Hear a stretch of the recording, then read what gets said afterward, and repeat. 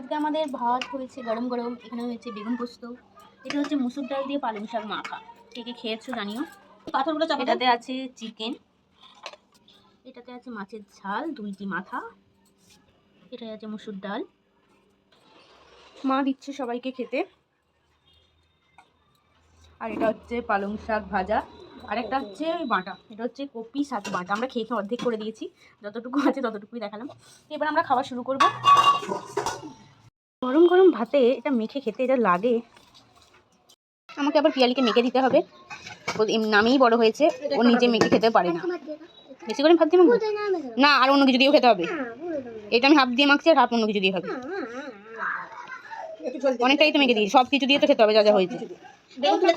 খাই একটু একটু করে খাবো আমি বেগুন পোস্ত দিয়ে। নেক্সট খাবো আমি মাংস দিয়ে।